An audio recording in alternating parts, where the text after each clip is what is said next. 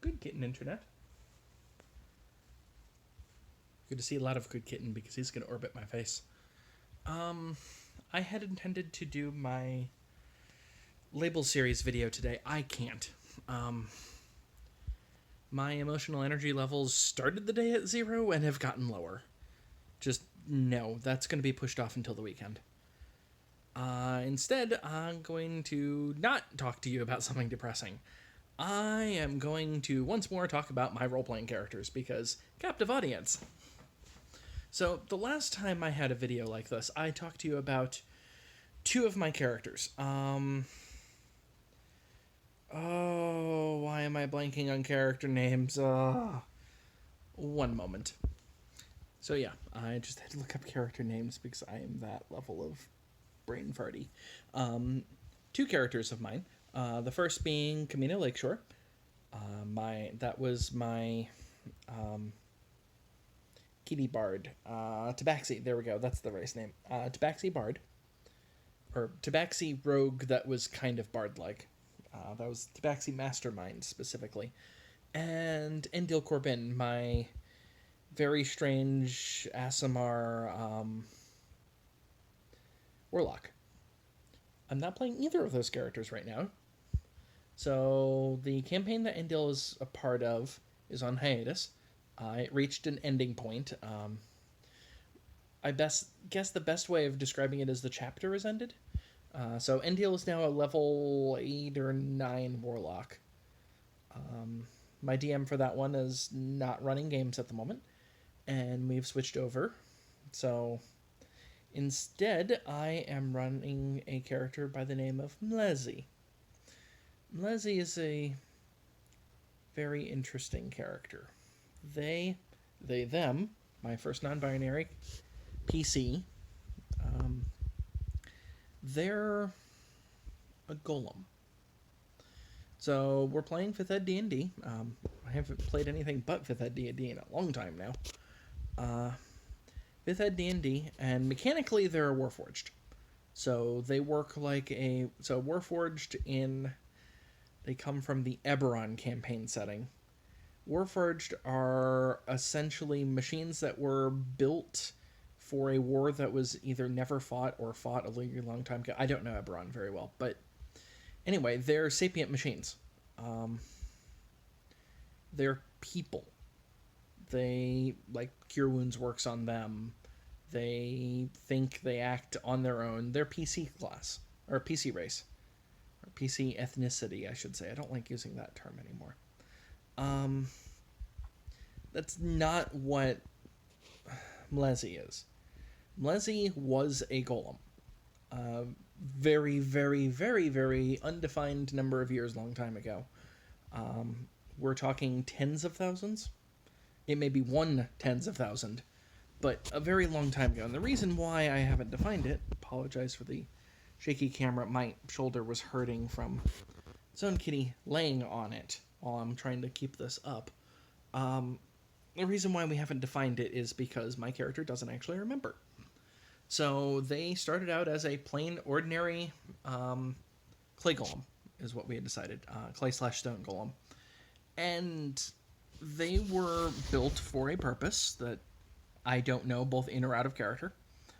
But their main purpose, toward the beginning of their spark of life, basically, was that they were a babysitter and a guardian of a young child of some humanoid race. I don't remember if I even defined what they were supposed to be, because it was irrelevant. That wasn't something that Mlezi would have paid attention to at the time. They weren't really sapient at the time, for that matter, but they were instilled certain core values, which are an awful lot like Asimov's 3 laws of sapient robotics. Anyway, and that family's long since dead. They've been dead for so long that the planet that they come from is no longer viable for life. So Mlezi doesn't even live on that planet anymore. And that's kind of part of the campaign setting, that it's for people who've played Lunar. It's kind of a similar concept there, where there's a moon and a planet. The planet's not inhabitable, but the moon is. And the people who live on the moon originally came from the planet very, very, very long ago, and nobody's been around that long, and blah, blah, blah, blah, blah. The planet kind of acts like a sun, that type of thing. Anyway, Leslie's actually from that planet, originally. But they've been around so long that basically over time they've started growing their own morals, laws, rules, guidelines. Things have been very slowly shifting over time, where at this point they're a fully intelligent, sapient, and sentient being. They don't necessarily have a very high intelligence wisdom. They're, neutral to positive modifiers, at least. Their main shtick is that they are all about protection. They actually worship a deity known as Fawn. In this campaign setting, it's based off of Zodiac-ish. So, Mlezi's deity is Fawn, which technically Mlezi is older than, which makes things really interesting. But the whole concept behind Mlezi, which the word itself actually means guardian or caretaker in Swahili. The whole concept is that Mlezi is a golem who raised orphans. That was their entire purpose for a huge chunk of their existence. That's what they did. They raised orphans. They made sure that in the beginning it was mostly just protecting the orphans from survival, and that's about it. Eventually it turned into, part of protection needs to be feeding them, right? And taking care of them. And eventually morphed into what the current standards are of make sure that they thrive. Mlezi's the one that is the guardian of somebody in every family at this point. The locals initially assumed that Mlezi was just a golem that went berserk, but went berserk in a useful way, because eventually everybody would have been descended from one of Mlezi's kids. So as a result, Mlezi, as a golem, would just think that everybody was their kid and just try to protect everybody. That's not the case. Mlezi actually knows the difference. They can think. They are a being. They are a person. And from their perspective, the people, they want to protect as many people as possible. Some people are bad people. They can't be protected. Some people need protected from themselves. Some people, the only form of protection they really need is just a nice little heads up that they're about to be smacked upside the head. So this has been going on for an extremely long time. One of the other members of the party that Mlezi's in is actually one of Mlezi's kids. So that's an interesting dynamic. Kid grown up. They're an adult, and they've been out of the system, so to speak, for, 8 or 9 years? A while. Anyway, mechanically, Mlezi is a Warforged Paladin. Specifically an Oath of the Ancients Paladin. When I was looking at various options for what to do, I was initially debating between, do I want to go with Cleric or Druid? The idea was Mlezi is very in tune to nature. They don't particularly care what type of kid that they're raising. Whether it's, in their backstory, they actually raised a blue dragon from hatchling. And Blue Dragon's actually still alive. But they will raise birds. They will raise fish. They will raise anything that they consider a child. Kittens are a major thing, especially given that there's another deity in the campaign setting that's all about cats. So that's hardly surprising that Mlezi would be interested in kittens, especially given me. Gee, I wonder why. Gee, I wonder why. Gee, I wonder why. So yeah, when I was looking at options, I had initially been trying to decide between Druid and Cleric, and neither one of them really got at me until I decided to read it's one of the subclasses for Paladin called Oath of the Ancients. And I was reading those oaths and realized that they could easily be a corruption of Azimuth's laws. So the way it's phrased, so the Oath of the Ancients is supposed to be that you, as a Paladin, take this oath that's been handed down from ancient times of what basically boils down to cradle life, or cradle the light, feed the light in others, and feed the life in yourself, which you can actually twist that around to protect others, protect yourself, build yourself up. It's not a huge jump from the Asimov 3 laws. So I decided in this particular sense, Mlezi's actually the source of the oath.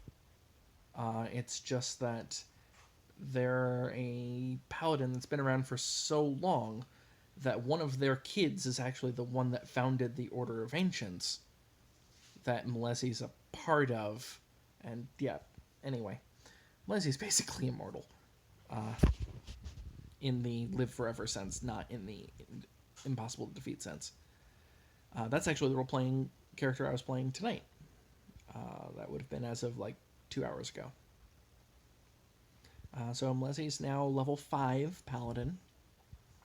Will likely stay a paladin for their entire campaign, however long that lasts. The DM's a new DM, one of my players from before, trying out their first time DMing, and it's been interesting so far. It's nice to have a different perspective on things. The other character I've been playing, so the video, which hopefully I'll actually remember to link in the description once I do editing of the description. It's hard to do these just uploading from my phone like I am right now. The other character I was playing, I've actually mentioned before. So, Camino Lakeshore, his backstory, he was secretly known as CL Cahoon, which is one of my major NPCs for a lot of things. This is no longer spoiler territory. He had been searching for what he considered his long-lost sister. Not biological sister, but they grew up together. An elf by the name of Lila Dawnstrike. I am now playing Lila Dawnstrike in that campaign setting. What happened was, basically, my character didn't fit with the rest of the party. When we were asked to make characters, we were told to make them at least slightly serious. I think I'm the only one that followed that direction. Well, that's not entirely true. There's one other character that's marginally serious, but the party ended up being a lot more goofballish, which I should have known given our players. That always happens, but my character didn't really fit into the party anymore. I was having harder and harder time trying to justify why wouldn't they just leave the party and never come back. Eventually, I thought about it for a while and realized that if I were to play the long-lost sister, on the other hand, she would actually fit in the party great. Not just in terms of she's not as serious of a character, as in, yeah, she'll take some things seriously. There's certain things that she takes deathly seriously. But in general, she's a very easygoing person, very lax, very chaotic, just like all the rest of the group. And yeah, she would fit better. And then also mechanically, she would fit much better. The party consists of a rogue. Oh, I didn't even mention the other group party, but I'll do that in a bit. Party consists of a rogue, a fighter, a warlock, a druid, and eventually also a monk.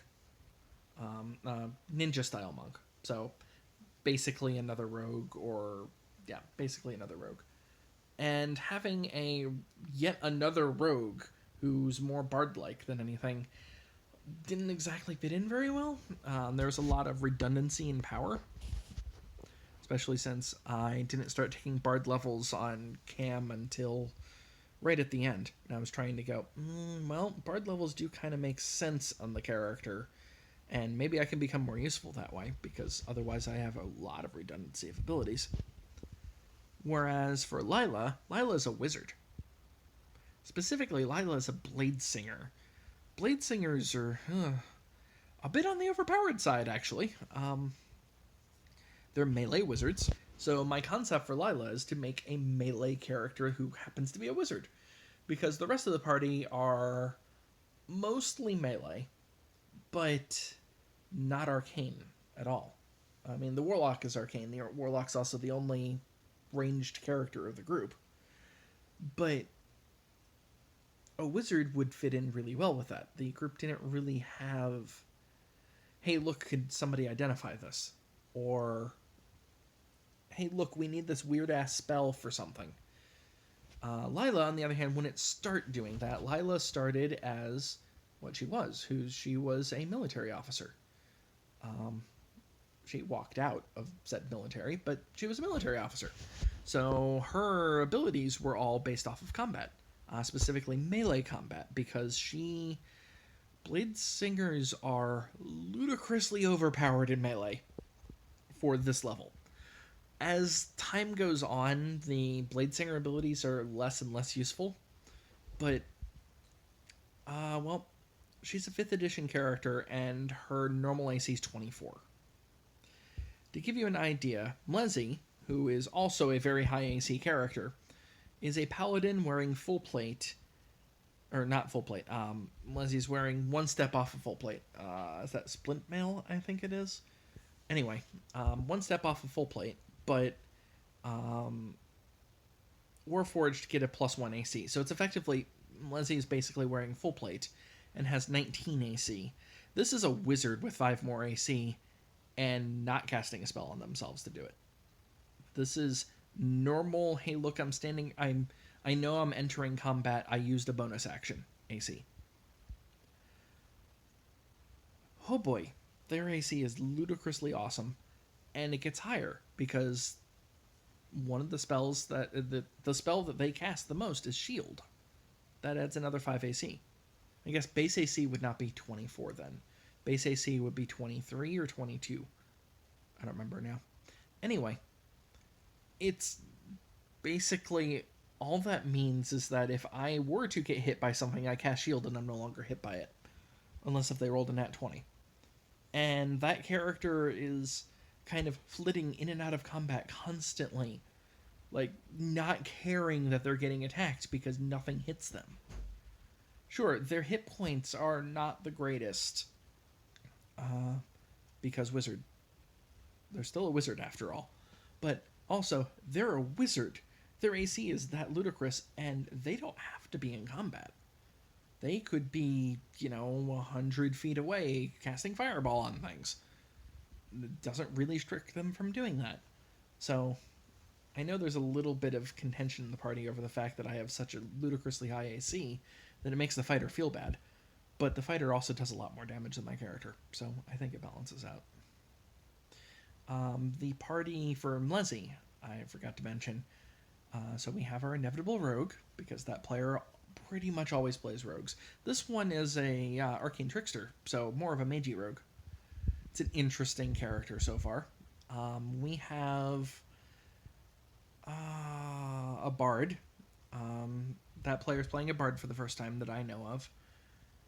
Not much has been done mechanically with the bard yet, but the character himself is an adventurer who owns a adventuring shop and sells some of their exploits type of thing. I keep bouncing. Sorry about that. We have an artificer, which makes an interesting tie-in with my character being mechanical based. The artificer also owns a shop in the same town. We have a wizard. It's the first time I've seen him play a wizard in a very long time. Almost 20 years, in fact. And who am I missing? We have a fighter. So it's paladin, fighter, wizard, rogue, bard, artificer. Nope, that's everybody. So yeah, I backed a Kickstarter for Hero Forge. And the Kickstarter was specifically to have color created figurines. So I'm going to actually have minis printed out in color of both of these characters. So I know with the pandemic going on that it's going to be delayed, and that's fine. It's probably going to be several months before we touch anything at this point, but it'll be neat to have those. Yeah. So I just talked 20 minutes about my role-playing characters. For those of you that are watching this, what are your role-playing characters? What are they doing? Who are they? Who are they? I'll talk to you next time, Internet. So will he. Bye.